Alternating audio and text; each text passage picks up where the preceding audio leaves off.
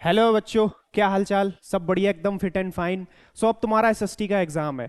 उसी से रिलेटेड कुछ इंपॉर्टेंट टिप्स लेके आया हूँ, कुछ इंपॉर्टेंट बातें करेंगे, जैसे कि कैसे तुम अपने एग्जाम को प्रेजेंट करोगे और क्या वो छोटी छोटी मिस्टेक्स हैं जो तुम एग्जाम में करते हो जिससे फालतू में तुम्हारे मार्क्स कटते हैं। तो कुछ इंपॉर्टेंट बातें मैं तुम्हारे साथ डिस्कस करूंगा, ज़्यादा टाइम नहीं लूंगा।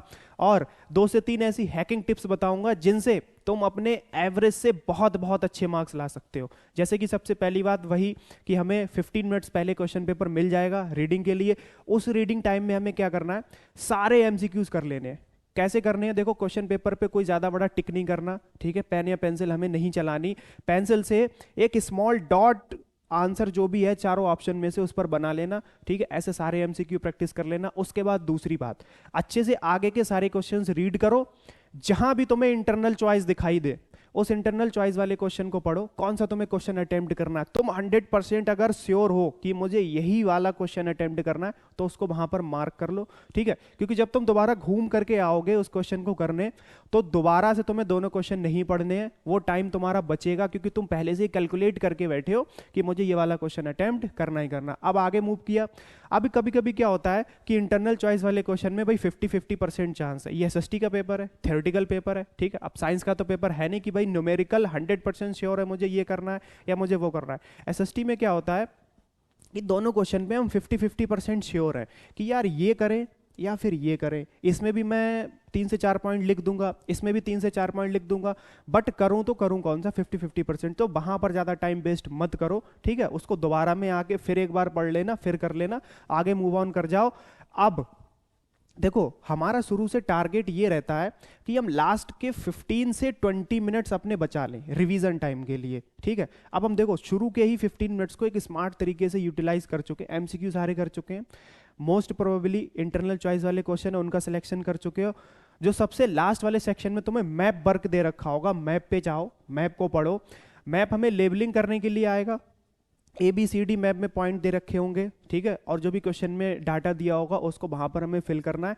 तो फिल नहीं करना है हमें, पेंसिल बिल्कुल भी नहीं चलानी है मैप पर, बस उसको अच्छे से स्टडी करो। माइंड में एक स्कीमा बना लो कि हमें ये चीज यहां पर एंटर करनी है, ये इस टॉपिक से मैप आया है। क्योंकि क्या होगा, जब हम दोबारा उस क्वेश्चन को करने आएंगे तो क्या होगा, एक तो हमारे अंदर कॉन्फिडेंस आ जाएगा कि ऐसा लगेगा अभी अभी हमने इस क्वेश्चन को हमने रीड किया, ये हमें आता है, हम कर लेंगे। दोबारा इतना ज्यादा आपको उसमें डीप फोकस करने की जरूरत नहीं पड़ेगी, ठीक है? बहुत आसानी से आप दोबारा से कम टाइम में मैप को प्रेजेंट कर दोगे, ठीक? अब इसके बाद क्वेश्चन पेपर को शुरू से स्टार्ट करना है, कम मार्क्स वाले क्वेश्चन पहले करने, या लास्ट से स्टार्ट करना है, ज्यादा मार्क्स वाले क्वेश्चन पहले करने? एज यू विश बेटा, जैसा तुम्हें सुटेबल लगे वैसा कर सकते हो। बट मैं अपने एक्सपीरियंस से बताता हूं कि ज्यादा मार्क्स वाले क्वेश्चन तुम्हें पहले अटेम्प्ट करने हैं। देखो, जो मैप वाला सेक्शन है उसको सबसे बाद में कर लेना, ठीक है? अब आप पेपर को लास्ट सेक्शन से स्टार्ट करोगे, ज्यादा मार्क्स वाले क्वेश्चन से पहले स्टार्ट करोगे। क्यों? उसका रीजन क्या है? देखो, सुबह तुम पढ़ करके गए होगे, सारा कुछ तुम्हारे माइंड में भरा होगा, और सुबह को एकदम माइंड फ्रेश होगा, एनर्जेटिक होगा, तो ज्यादा से ज्यादा लॉजिकल और क्रिएटिव थिंग्स तुम्हारे माइंड में आएंगी और तुम अपने आंसर में ज्यादा से ज्यादा और अच्छे से प्रेजेंट कर सकते हो। अब तुम्हें लॉन्ग आंसर को ना पैराग्राफ में नहीं लिखना है, बढ़ा चढ़ा के बहुत कहानी के तरीके से नहीं लिख करके आना है।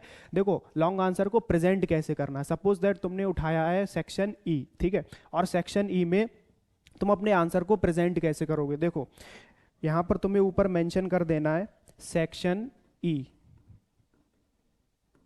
और सेक्शन ई में सपोज दैट तुम कर रहे हो बेटा आंसर, मान लो 34, ठीक है? तो उस लॉन्ग आंसर को ब्रेक करो पॉइंट्स में, और क्वेश्चन में जो पूछा गया है उस क्वेश्चन से रिलेटेड आंसर आप फर्स्ट और सेकंड पॉइंट में दो, ठीक है? ज्यादा नीचे की तरफ मत जाओ। 6, 7, 8 पॉइंट में उसका आप अगर रीजन का आंसर दे रहे हो तो होता क्या है, टीचर आपका फर्स्ट और सेकंड पॉइंट तो जरूर पढ़ता है, और फर्स्ट और सेकंड पॉइंट में जो क्वेश्चन में जो रीजन पूछा गया है उस रीजन का आंसर आपने दिया तो उसको वहीं पर मिल जाता है, ठीक है? तो फर्स्ट और सेकंड पॉइंट में आप कोशिश करोगे उस क्वेश्चन से रिलेटेड आंसर लिखने की, ठीक है? अब देखो, एसएसटी का पेपर है, एसएसटी का पेपर है तो कोई भी क्वेश्चन आपको छोड़ के नहीं आना, सभी क्वेश्चन अटेम्प्ट करके आने हैं। अब हम बच्चे लोग घर से माइंड सेट बना के जाते हैं कि क्या हम कुछ भी लिख करके आएंगे, बना बना करके लिख करके आएंगे, हमें मार्क्स मिल जाएंगे। देखो प्रोबेबिलिटी ये रहती है हाँ मार्क्स तुम्हें मिलेंगे, लेकिन उसकी हैकिंग टिप क्या है, देखो तो हमने लॉन्ग आंसर को ब्रेक किया पॉइंट्स में, और कोशिश करना कि फर्स्ट और सेकंड पॉइंट में उस क्वेश्चन से रिलेटेड तुम आंसर लिखो। ऐसा नहीं है उस क्वेश्चन से बहुत दूर का तुम लिख करके आ रहे हो या घुमा फिरा के इधर उधर का लिख करके आ रहे हो। कोशिश ये करना कि क्वेश्चन से रिलेटेड आंसर तुम फर्स्ट और सेकंड पॉइंट में दे रहे हो, उसके बाद नीचे मूव कर जाना थर्ड पॉइंट, ठीक है, थर्ड पॉइंट लिखना, 4 पॉइंट, ठीक है, according to word limit answer को लिखना, मैक्सिमम 5 to 6 पॉइंट में आंसर को तुमने प्रेजेंट किया, और जो नीचे के पॉइंट्स है ना उनमें बना के लिख दिया। तो इससे क्या होगा भाई, देखो चांसेस तो हैं, प्रोबेबिलिटी ज्यादा रहती है, तुम्हें अच्छे मार्क्स मिलेंगे ही मिलेंगे। दूसरी बात, आप कोई भी सेक्शन तुम अटेम्प्ट कर रहे हो तो उस सेक्शन में एक सीरीज से बने रहना। जैसे तुमने सेक्शन सी किया, सी में तुम कर रहे हो 21, ठीक है, आंसर कौन सा कर रहे हो 21, उसके बाद करना 22, फिर उसके बाद करना 23, ऐसे एक सीरीज से उस सेक्शन को कंप्लीट करना। अगर तुम्हें 22 नहीं आता है ना, 22 नहीं आता है तो उसकी जगह छोड़ दो, 2 से 3 लाइन छोड़ दो, जैसा तुम्हें लगे कि इसमें आंसर ये आ जाएगा, ठीक है, उतना पेज छोड़ के आगे मूव ऑन कर जाओ, 23 करो। और जैसे सेक्शन ई अटेम्प्ट कर रहे हो, 34 किया, 35 किया, फिर 36 किया, ऐसे ही किसी भी पर्टिकुलर सेक्शन को उठाओ तो उसको इस सीरीज से पूरा कंप्लीट करना। ऐसा नहीं है कि तुमने सेक्शन सी में 21 किया, उसके बाद तुम पहुंच गए 23 पे, फिर पहुंच गए 27 पे, फिर कूद के फिर से आ गए 22 पे। तो ये छोटी छोटी मिस्टेक्स तुम करोगे ना तो इससे कॉपी बहुत गंदी लगती है, चेक करने वाले को भी दिक्कत होती है, ऐसे तुम्हारे फालतू में मार्क्स जो है तुम्हें कम मिलते हैं, यहीं पे तुम्हारे मार्क्स बेटा कटते हैं। तो कॉपी बहुत अट्रैक्टिव वे में बना के आओ जिससे कि चेक करने वाले को भी दिक्कत ना हो, ठीक है। तो ऐसे अपने आंसर को प्रेजेंट करना, समझ गए ना। देखो अब आगे जब आप अपने एग्जाम को स्टार्ट करोगे तो आंसर सीट के शुरू के 3 से 4 पेज कोशिश करना बहुत अच्छी राइटिंग में लिख के आओ, और लिख के ही आने हैं। देखो जिन बच्चों की राइटिंग अच्छी है बहुत अच्छी बात है, और जिन बच्चों की राइटिंग खराब है उनके लिए भी कोशिश करना कि वो 3 से 4 पेज शुरू के अच्छी राइटिंग में लिख करके आए, उससे इंप्रेशन अच्छा पड़ेगा। वो कहते हैं ना कि first impression is the last impression. तो क्या होगा, उस टीचर का माइंडसेट वहां से बहुत अच्छा बन जाएगा राइटिंग अच्छी देख करके, और वैसा ही माइंडसेट उसका लास्ट तक बना रहेगा।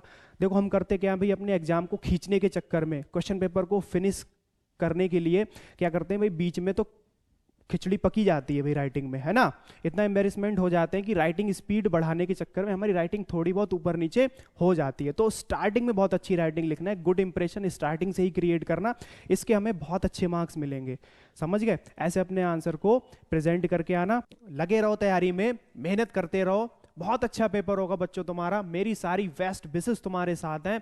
ऑल द वेरी बेस्ट बच्चों, टाटा बाय बाय।